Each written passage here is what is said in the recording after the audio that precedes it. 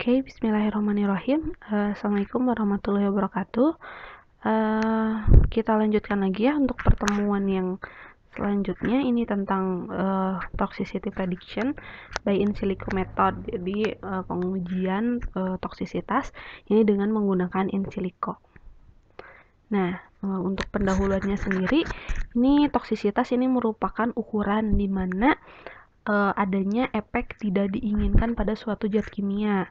Nah, biasanya efek yang tidak diinginkan ini biasanya disebut toksisitas. Itu misalnya contohnya seperti karsinogen, apakah dia tuh genotoksik, dan hasil dari si toksisitas ini atau hasil pengujian toksisitas ini bisa hasilnya tuh bisa kuantitatif dan bisa kualitatif. Nah, hampir sama ya seperti kimia analisis. Kalau misalnya kuantitatif dia tuh ada nilai, ada poin. Jadi misalnya kayak LD 50, misalnya lethal dose 50, dia berapa gitu. Nah, kalau misalnya untuk kualitatif, itu kualitatif hanya menunjukkan misalnya apakah si senyawa kita tuh dia bersifat toksik atau non-toksik. Terus kalau misalnya apakah toksisitasnya tuh dia tuh rendah, tinggi, atau moderate, atau tengah-tengah. Nah, di sini di kimia komputasi ini dikenal juga ada yang namanya in silico toxicity. Nah, jadi in silico toxicity ini sebenarnya hampir jadi komplement. Jadi istilahnya melengkapi, sama saja seperti kemarin kan. Kalau kemarin kan itu kayak pengujian aktivitas gitu. Nah, kalau misalnya yang ini tentang pengujian toksisitas. Nah, ini juga komplement ya dengan pengujian in vitro dan juga in vivo. Nah, penggunaan in silico toxicity ini digunakan untuk meminimalisasi penggunaan hewan uji. Jadi kalau misalnya kayak yang kemarin kan yang CADD itu kan dia untuk mempercepat proses penemuan drug discovery dari si obat atau screening aktivitas dari suatu senyawa obat. Nah, kalau misalnya untuk in silico toksisitas sendiri ini ada tujuannya ini untuk meminimais atau mengurangi penggunaan hewan uji. Jadi kita bisa mengurangi hewan uji. Nah, terus selain itu juga untuk menurunkan atau mengurangi biaya dan juga waktu selama pengujian toksisitas. Dan selain itu juga untuk improve atau meningkatkan safety toxicity.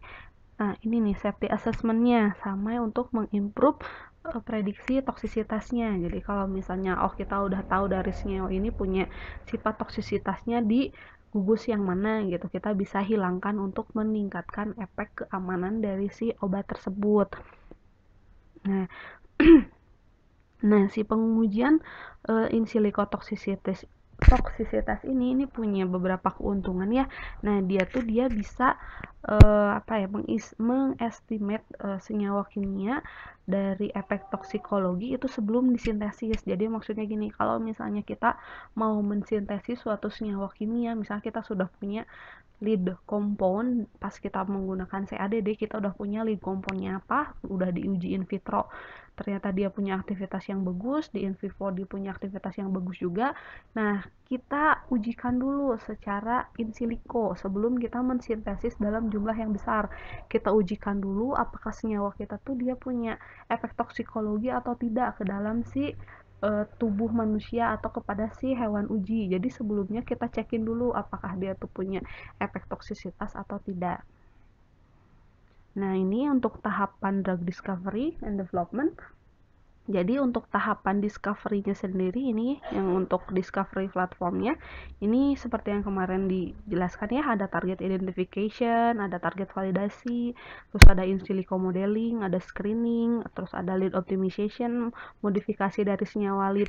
Nah, kalau misalnya ini kita sudah menemukan suatu obat, nah ada pengujian lanjutan, ada yang pengujian toksikologi, terus ada yang preklinik, ada yang uji klinik ke manusia, terus ada yang pengujian ke hewan.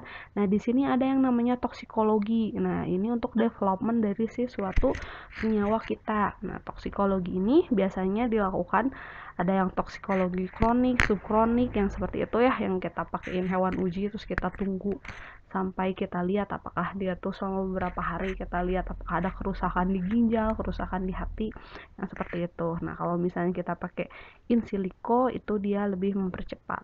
Nah, jadi di sini in silico predictive toxicology ini kalau misalnya kita punya suatu senyawa kimia, kita gambar di komputer, nanti outputnya itu akan didapat data mutagen, sifat mutagenisitas, terus sifat karsinogen, terus reproductive toxicity. Nah, jadi ini lebih simpel ya, tapi tetap saja ya, maksud tuh ini hanya uji in silico aja, maksud tuh ini hanya memprediksi ya, tetap saja ujung-ujungnya kita harus melakukan pengujian kepada hewan uji, tapi setidaknya ini mereduce dari si penggunaan hewan. Jadi kalau misalnya kita punya suatu senyawa terus kita lihat nih toksisitasnya, diprediksi dulu, oh ternyata dia sifatnya toksik, kita sintesis seperti apa, kita tambahin gugus-gugus lain, terus kita ujiin lagi. Sebelum disintesis secara wet lab, kita uji dulu secara dry lab, diuji dulu apakah dia tuh punya toksisitasnya bagus atau tidak, ya toksisitasnya low, moderate, atau terus nilainya berapa. Nah, kalau misalnya kita sudah selesai, nah nanti kita bisa sintesis dan kita bisa ujikan ke hewan uji. Jadi tetap harus diuji secara in vitro dan juga in vivo. Nah, ini ya, jadi nanti kalau misalnya kita mau melakukan pengujian in silico ini nanti bakalan ditentuin ya. Jadi di sini toksikologi nanti dilihat terhadap body effect. Nah, jadi maksudnya efek terhadap tubuhnya ini seperti apa. Terus ke organ juga, efek dari organnya itu dilihat nanti seperti apa. Terus dilihat juga admenya. Jadi kita dari uji toksikologi toksikologi ini kita bisa melihat prediksi admenya. Jadi bagaimana sih obat tersebut diabsorpsi, distribusi, metabolisme, sama diekskresi. Nah, nanti sini yang bakal di-set atau yang bakal dicari ini tetap ya nanti deskriptornya, terus set dari senyawa kimia, terus nilai toksisitas. Nanti bakal dimasukkan ke dalam model matematik. Jadi kalau misalnya kemarin kalian belajar QSAR, itu ada model matematik ya, yang apa namanya tuh, yang dia tuh ada rumusannya, yang misalnya tuh Y sama dengan, yang ada deskriptornya, dan terus nanti kita validasi apakah si deskriptor tersebut tuh bisa atau tidak mewakili untuk pengujian toksisitas. Nah, ini non-testing method ini maksudnya uji in silico. Jadi uji in silico toksikologi ini disebut juga non-testing method. Jadi dia tidak melakukan pengujian secara langsung. Nah, ini ada 3 pendekatan ya. Yang pertama ada group approach. Jadi pendekatan senyawa kimia ya, grouping ini jadi dilihat dari si struktur senyawa kimianya. Nah, ini nanti dalamnya ada read across sama ada chemical kategori. Nanti kita bahas lagi. Terus ada SAR, terus ada yang sistem juga. Nah, di sini juga ada hipotesis ya untuk yang uji in silico ini. Hipotesisnya tuh similar compound, jadi senyawa yang memiliki bentuk yang similar atau bentuk yang sama itu bakalan memiliki aktivitas yang sama. Nah, di sini juga di toksikologi atau toksisitas, uji toksisitas ini berlaku juga ya kalau misalnya suatu senyawa itu bersifat toksik. Kalau misalnya ada senyawa lain yang memiliki struktur yang mirip dan punya gugus-gugus senyawa yang bersifat toksik, itu bisa dibilang kalau senyawa kita yang baru juga sifatnya toksik. Nah, ini adalah skema untuk uji in silico, prediksi uji in silico. Jadi nanti ada pengujian in silico toksisitas, toksikologi. Jadi nanti biasanya ada database, terus nanti ada simulasi. Nah, ini untuk yang modeling metodenya, ini yang bakalan yang bakalan lebih diulas. Nanti step-stepnya tuh dia yang pertama ada pengumpulan datanya, kemudian nanti dilanjut dengan perhitungan deskriptor. Ini hampir mirip ya seperti yang SAR, QSAR yang kemarin kalian pelajari. Terus ada yang pembuatan model. Ini pembuatan modelnya tuh macam-macam, ini disesuaikan. nanti dengan software yang bakalan kita pakai atau metode yang bakalan kita pakai. Nah, kemudian ada di evaluasi, model evaluation. Nah, model-model ini akan masuk ke evaluasi. Ini untuk melihat apakah si metode kita atau si senyawa kita itu tuh layak atau tidak untuk dilakukan prediksi toksisitas, untuk melihat kelayakannya lah. Nah, terus ada yang model interpretasi. Ini biasa ya, interpretasi hasil. Nanti hasil dari si pengujian kita tuh bagaimana, nanti kita interpretasikan atau kita bacakan. Nah, ini untuk model-modelnya ini ini ada ininya ya, jadi dia tuh terbagi-bagi, ada yang structural alert, ada yang QSAR, ada yang Red Cross, ada yang pharmacokinetic dan pharmacodynamic, ada dose and time response, sama yang uncertainty factor. Nanti bakalan dibahas lebih lanjut satu persatu. Nah, ini data ini ya, data dari server yang tadi saya bilang yang tadi saya bilang di sini, yang data gathering atau pengumpulan data ini bisa diambil dari si server yang sini. Jadi untuk yang kalau misalnya yang kemarin kan misalnya untuk molecular modeling atau pharmacophore modeling itu kan kita ngambilnya dari PDB ya, protein drug bank ya, pokoknya yang PDB yang kemarin. Nah, kalau misalnya untuk toksikologi ini kita bisa lihat dari sini, jadi kita bisa ambil data-data dari sini atau kumpulan-kumpulan senyawa dari sini, kita ambil ini database-nya, kita ambil terus kita pakai untuk pengujian toksisitas. Nah, ini untuk modeling sendiri ini ada dua metode ya, ada dua model. Ini yang pertama model struktural, yang kedua ada yang non struktural. Kalau yang struktural itu yang ada yang structural alert, Red Cross sama QSAR. Jadi dibagi-bagi lagi. Jadi kan tadi tuh ada banyak tuh pembagian untuk pembuatan modelnya tuh seperti apa saja. Nah, ini pembagiannya ini berdasarkan struktur dan juga non struktur. Ada yang struktural, kalau yang struktur ada yang structural alert, ada yang Red Cross sama yang QSAR. Nah, kalau yang non-structure itu ada yang uncertainty factor, dose time response, sama pharmacodynamic, pharmacokinetic. Nanti kita lihat lagi ya. Nah, ini adalah rangkuman ya secara umum untuk prediksi toksisitas. Ini bisa lihat ya di sini ya, ini contoh-contoh modelnya. Ada yang UF, uncertainty factor, dose time response, structural alert, cross, QSAR, ini yang pharmacokinetic, pharmacodynamic. Nah, ini untuk pembacaan piramidanya sendiri, ini semakin ke bawah ini semakin umum, ini semakin luas ya, semakin umum. Nah, artinya di sini ini kalau misalnya di sini ini aspek-aspek senyawa kimianya makin banyak, dan artinya domain penggunaannya tuh makin banyak, ini makin meluas kalau semakin ke bawah. Nah, kalau misalnya yang semakin ke atas ini semakin spesifik. Ini biasanya sebentar. Nah, ini semakin spesifik, makin ke atas, makin mengerucut, ini semakin spesifik. Nah, di sini nanti kita bisa lihat ya, kalau misalnya kayak yang structural alert, ini biasanya makin spesifik. Nah, ini yang kayak UF, ini makin spesifik. Biasanya untuk satu senyawa tuh dia cuma bisa dipakai untuk prediksi ya, maksud tuh untuk obat tersebut gitu. Jadi maksud tuh nanti aspek kimia yang diperolehnya tidak terlalu luas kalau seperti ini. Kalau misalnya ini makin spesifik. Nah, di sini juga ini makin ini ya. Kalau misalnya makin ke bawah ini tipenya makin banyak, tipe endpointnya juga makin banyak, datasetnya makin banyak juga. Ini in vitro in vivo-nya, ekstrapolisi in vitro in vivo-nya bisa dipakai, terus rute-rutenya ekstrapolisinya juga ada. Nah, ini yang pertama. Jadi gini ya, kalau misalnya sebenarnya nanti kalau misalnya kalian melakukan pengujian pengujian uji in silico toksikologi ini kalian yang bakalan kalian lakukan sebenarnya nanti bakalan mudah saja ya. Jadi kalian nanti tinggal menggambarkan suatu struktur senyawa kalian. Nanti bisa menggunakan software atau bisa menggunakan secara online. Kalian bisa gambar dan nanti hasilnya itu langsung ada gitu. Apakah senyawa kita tuh karsinogen, mutagen, atau teratogen, itu bakal macam-macam.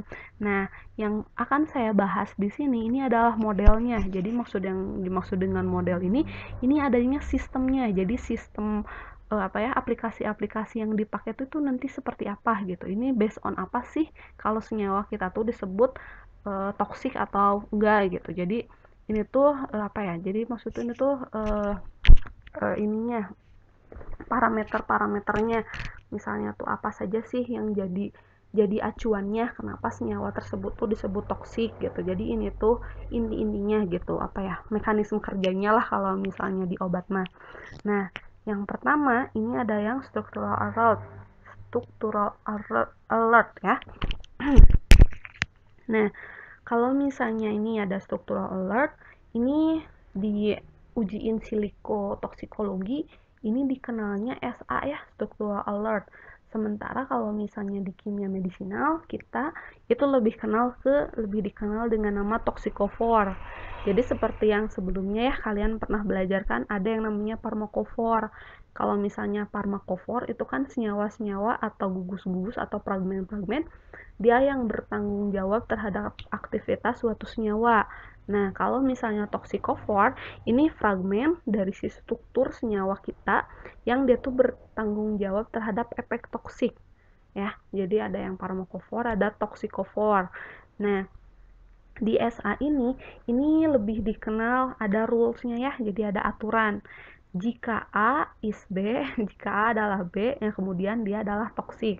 Jadi contohnya, kalau misalnya jika ada senyawa kimia, misalnya ada struktur atau fragmen struktur senyawa kimia itu ada di dalam senyawa sampel kita. Nah, kemudian senyawa tersebut adalah toksik atau di sini salah satu contohnya adalah dia tuh bisa mengiritasi kulit. Nah, itu contohnya kayak gitu. Jadi kalau misalnya di dalam suatu struktur kita itu ada fragmen atau gugus-gugus yang bersifat toksikofor, nah berarti si senyawa tersebut bersifat toksik ya. Nah, oke. Jadi di sini ada aturan ya, ada aturan dalam penentuan SA ini. Jadi ada yang human based rule sama yang induction based rule.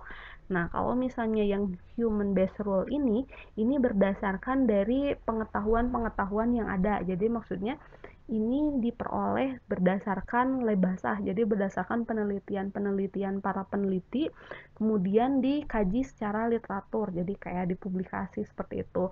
Ini berdasarkan data-data yang sudah ada di literatur. Nah, kalau misalnya yang induction based rule ini berdasarkan murni dihasilkan dari data-data komputasi. Nah, kedua-duanya ini ada kelemahannya katanya tuh di sini. Kalau misalnya untuk yang human based rule ini lebih akurat. Jadi dia akurat soalnya dia berdasarkan penelitian yang sudah ada.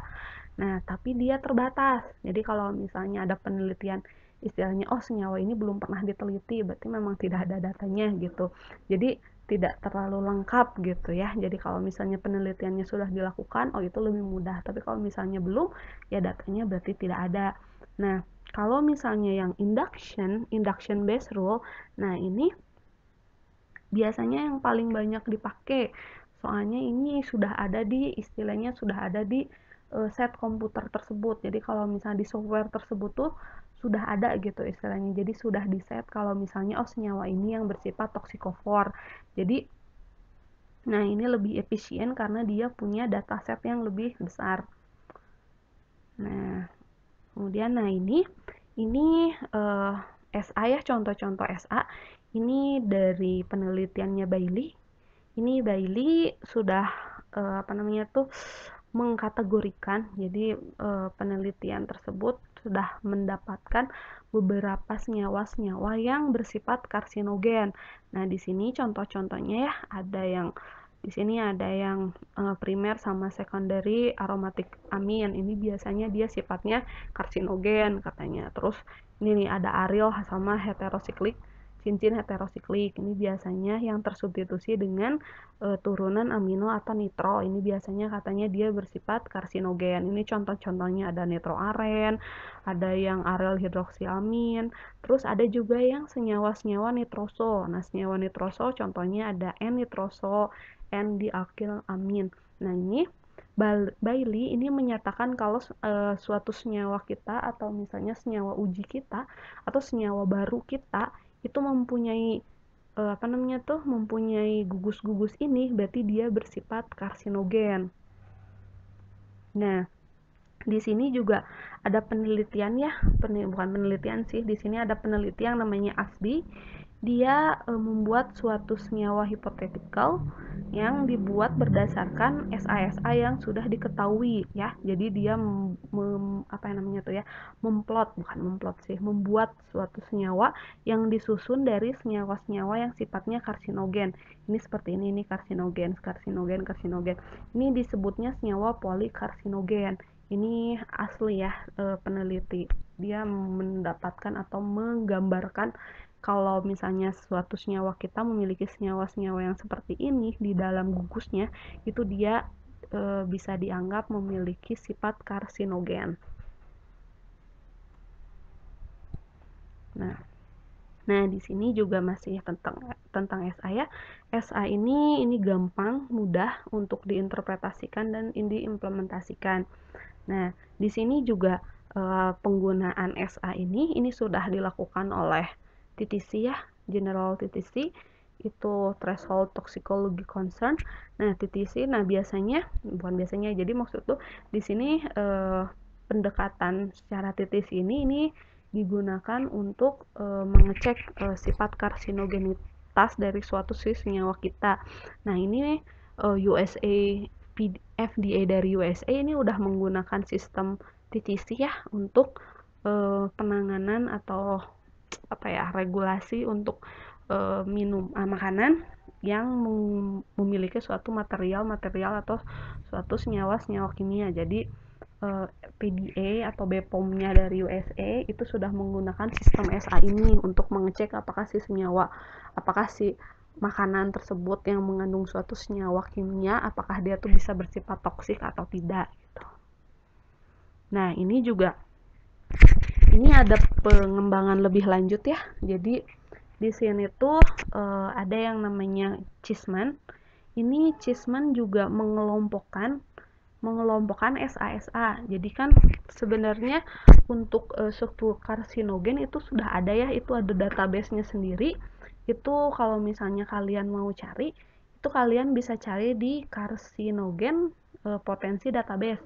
Itu di situ ada tentang struktur karsinogen, itu ada semuanya, dan di situ tuh ada sekitar 709 struktur karsinogen atau 709 fragmen. Nah, kalau misalnya kalian mau, kalian bisa ngecek ke sana, tapi itu cukup banyak dan cukup pusing juga ya makanya kalau misalnya kita punya suatu senyawa dan melakukan screening terhadap membandingkan gitu dengan ke 709 senyawa tersebut, itu cukup banyak. Nah, di sini ini Cheesman ini mengkategorikan SA tersebut terhadap berdasarkan mekanisme kerjanya ya. Jadi yang 709 itu dia kategorikan. Jadi dia bikin 8 kategori. Kategori SA ini berdasarkan mekanisme kerjanya. Nah, contohnya misalnya gini, kayak N-nitroso, senyawa yang punya gugus N-nitroso. Dia tuh sifatnya reaktif, elektrofil reaktif. Nah, dia tuh berbahaya. Terus misalnya kayak ini heavy metal compound, misalnya tuh senyawa-senyawa logam-logam. Nah, ternyata dia berbahaya karena dia bisa bersifat neurotoksin. Terus ada yang polisiklik amin, tuh dia juga sama reaktif elektrofil. Biasanya yang reaktif elektrofil ini dia bisa bereaksi dengan DNA. Dan itu berbahaya ya, kalau misalnya dia bereaksi dengan DNA nanti dia bersifat karsinogen. Oke, nah ini lanjut ke kisar.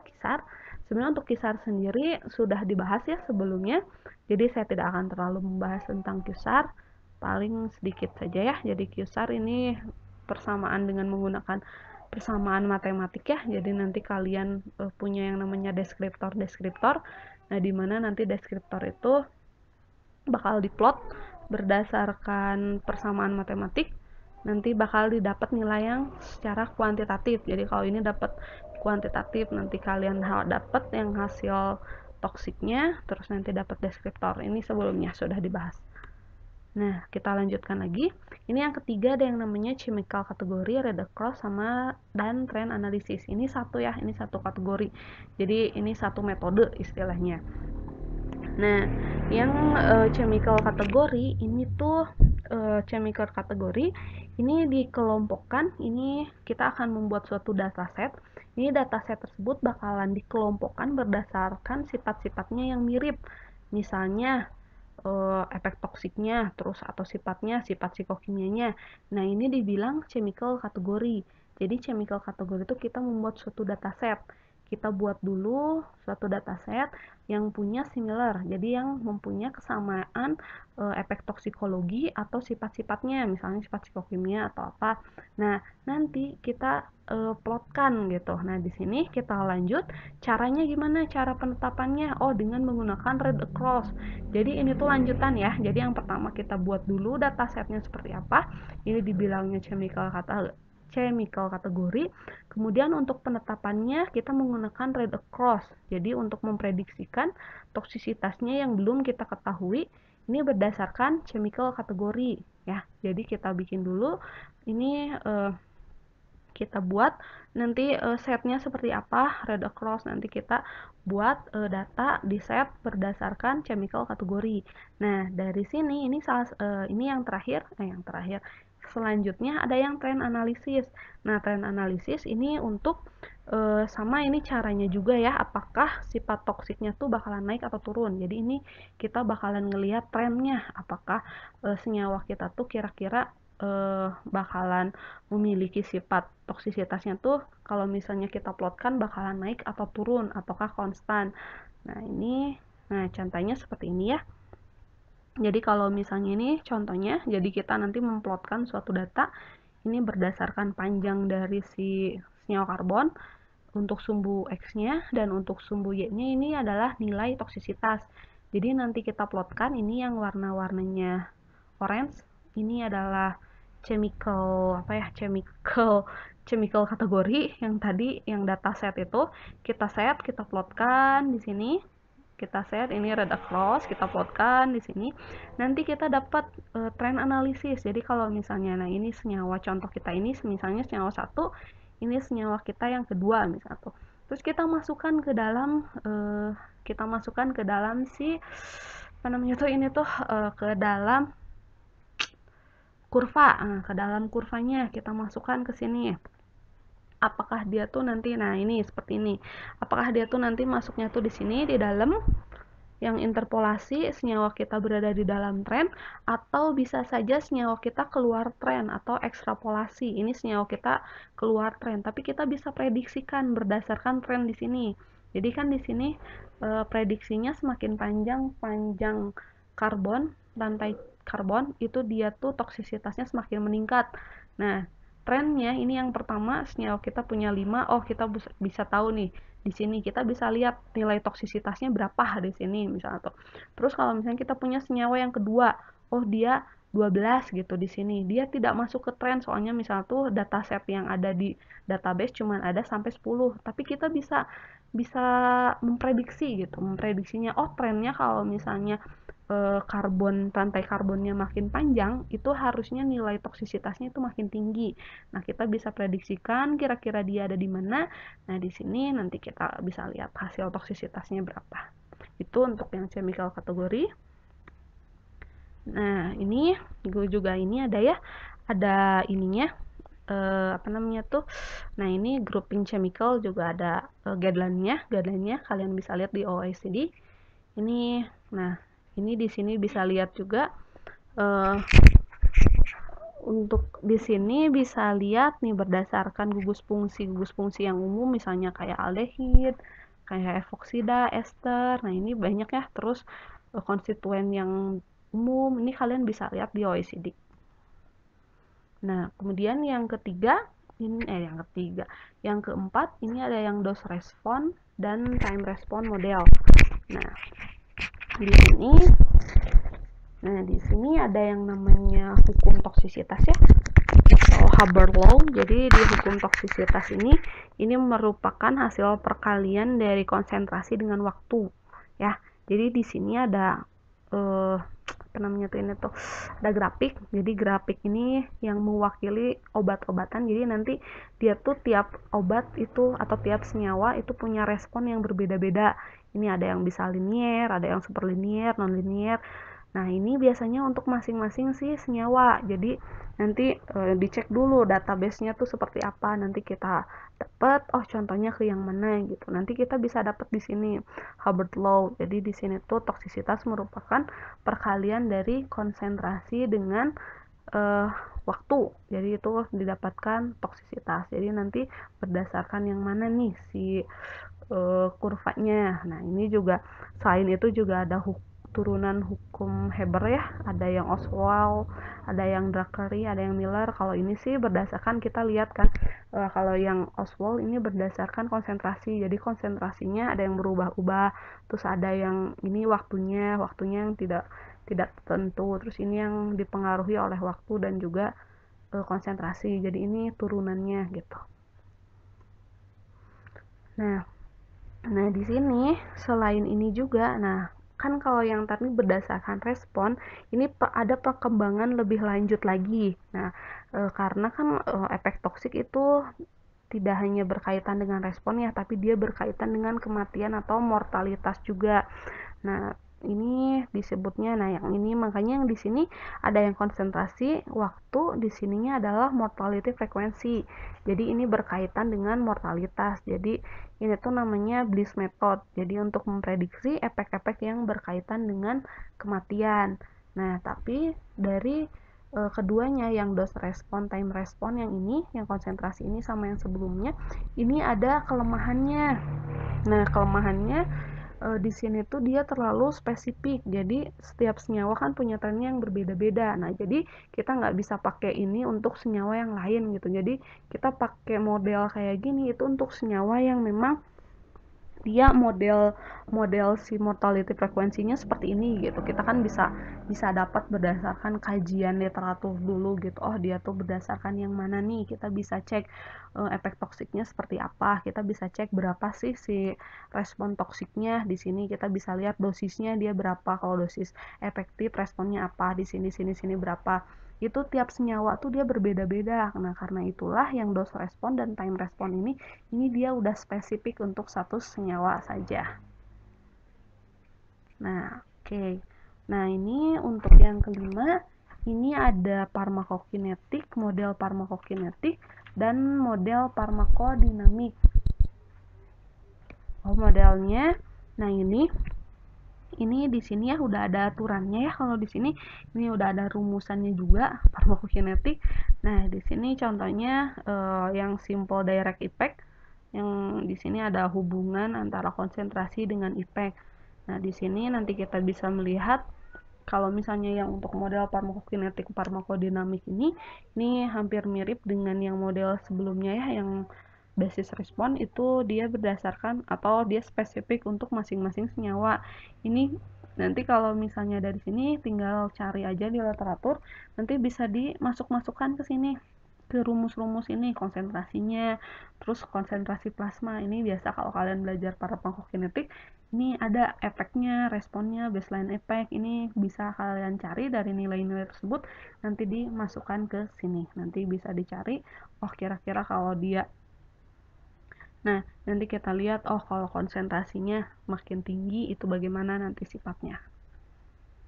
Oke, ini yang ke-6 ya, yang terakhir, ada yang namanya uncertainty factor. Nah, biasanya, ini kalau misalnya tadi kalian lihat yang piramida, itu UF itu yang paling tinggi. Dia tuh yang paling spesifik biasanya. Dia tuh hanya terbatas untuk senyawa tersebut saja. Jadi, kalau misalnya uncertainty factor ini, Ini biasanya bisa digunakan untuk ekstrapolasi data. Nah, ini bisa digunakan interspesies atau intraspesies. Maksudnya kalau misalnya kita mau mengekstrapolasi interspesies, nah misalnya kita punya data-data pada hewan, toksisitas pada hewan, misalnya kita udah dapat pada tikus atau misalnya pada hewan, itu bisa diperoleh dari kajian literatur ya, kita bisa ambil. Nah, itu kita bisa pakai untuk mengekstrapolasikannya ke manusia. Jadi kita bisa menghitung, oh kira-kira nih berapa nih kalau misalnya tuh, oh kita udah tahu efek toksik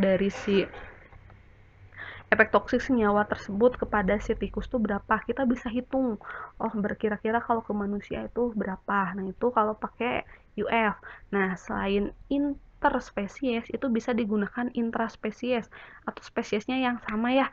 Nah, ini biasanya misalnya kita punya data eksperimental dari manusia, kita bisa tahu nih misalnya ini toksikologinya terhadap manusia dewasa misalnya tuh.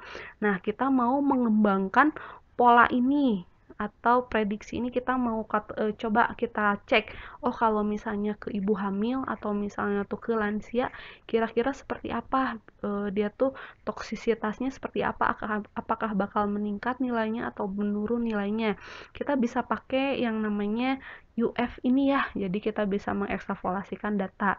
Nah, cara untuk menentukan UF ini adalah menentukan nilai NOAL. Kalau kalian belajar uji toksikologi ya, kalian pengujian toksikologi di farmakologi, ini pasti ada NOAEL. NOAEL tuh no observed adverse effect level. Jadi dosis tertinggi suatu zat yang tidak menunjukkan efek yang merugikan. Jadi ada yang NOAEL, ada yang LOAEL, ada yang HOAEL. Nanti kalau misalnya kalian belajar tentang uji toksikologi ya di farmakologi, kalian bisa bertanya tentang itu. Nah, ini nilai NOAEL itu ini akan dibagi dengan nilai UF ya. Jadi nilai faktor uncertainty faktor. Nah, nilai UF ini ada aturannya. Jadi di sini ini contohnya ya. Ini kalau misalnya ini kalian bisa menghitung di sini. Nih uncertainty factor. Nah, ini misalnya yang interspesies. Ini ada rumusannya. Di sini kalian bisa masukin ke sini. Terus kalau misalnya toksikologi untuk interspesies berapa? Ini toksidinamiknya berapa? Ini bisa kalian ada yang intraspesies. Ini bisa kalian hitung-hitung dari sini. Ini ada aturannya. Terus ini juga yang body surface area, ini juga bisa dihitung-hitung dari sini. Jadi itu udah benar-benar spesifik ya. Jadi dia spesifik untuk satu senyawa, tapi kita bisa mengekstrapolasikannya. Jadi kita bisa mengekstrapolasikan, oh kita sudah punya nih data-data, misalnya tuh untuk ke tikus, kita bisa mengekstrapolasi, oh kira-kira kalau di manusia dia efek toksiknya seperti gimana, LD50-nya berapa, kita bisa ekstrapolasikan data, nanti kita dapat LD50-nya berapa untuk manusia. Atau kita juga bisa menggunakan intraspesies, sebenarnya sama di manusia misalnya tuh, tapi kita bisa gunakan misalnya tuh, kita mau memprediksi kira-kira senyawa kita tuh kalau untuk orang hamil seperti gimana, atau kalau misalnya untuk lansia itu seperti apa, atau seperti berapa sih LD50-nya lethal dose-nya. Nah, ini bisa menggunakan R-Stanley factor. Nah, ini untuk yang evaluasi model, ini sebenarnya sudah ada ya ininya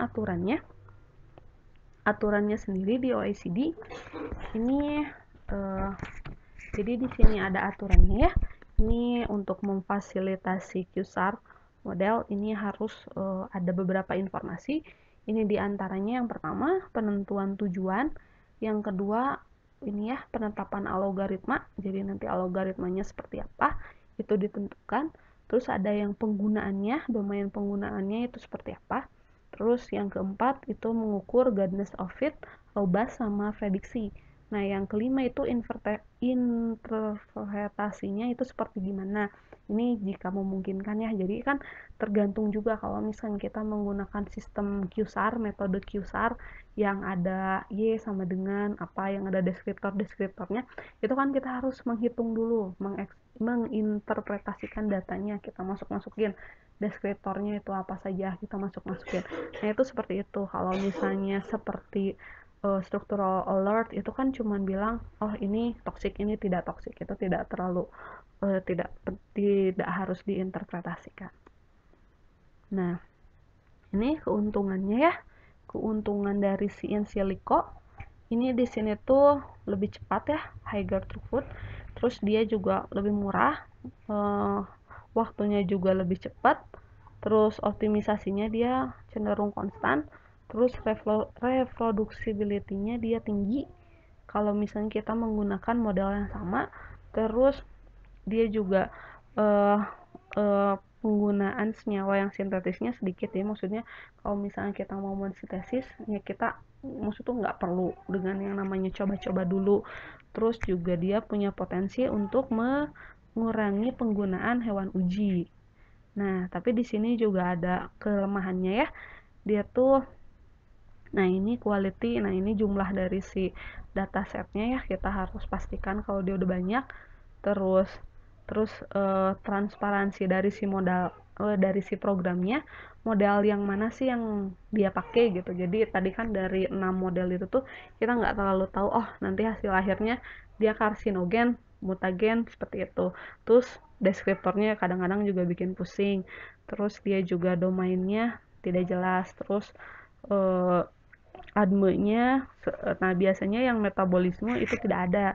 Biasanya ada yang tidak terlalu banyak ya, kalau misalnya nanti kalian lihat paling cuma ada adsorpsinya. Itu juga yang dilihatnya dengan pengikatan binding protein plasma. Terus ada yang HIA, terus ada yang CaCO, itu yang metabolismenya itu tidak ada. Jadi cuma ada administrasi, distribusi, ekspresinya. Yang apa ya, prediksinya tuh cuma itu. Untuk metabolismenya itu tidak. Terus untuk prediksi karsinogennya itu tidak berlaku pada senyawa yang genotoksik. Nah, ini beberapa software yang bisa digunakan. Ya, ada yang Admit Predictor ini tuh ya, ada yang Toxtree, ada yang Pega, ada Vicem, ada Cesar sama YCD.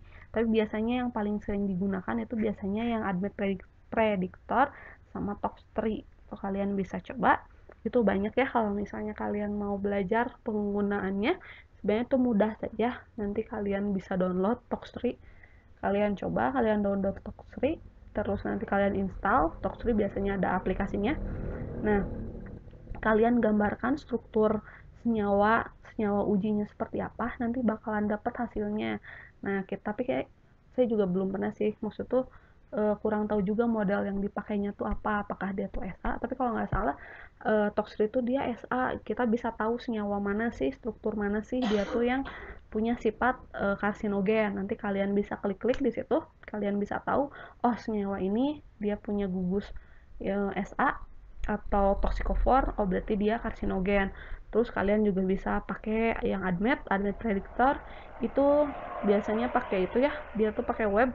Kalian bisa itu aja, masuk di Google, maksudnya kalian bisa searching, nanti itu ada websitenya. Nah, itu bisa tinggal gambarkan nanti dapat hasilnya apakah dia tuh teratogenik, mutagenik, karsinogen. Itu kalian bisa cari dari situ, bukan cari, lihat dari situ. Oke, terima kasih, segitu yang bisa saya sampaikan. Oke, terima kasih atas perhatiannya. Wassalamualaikum warahmatullahi wabarakatuh.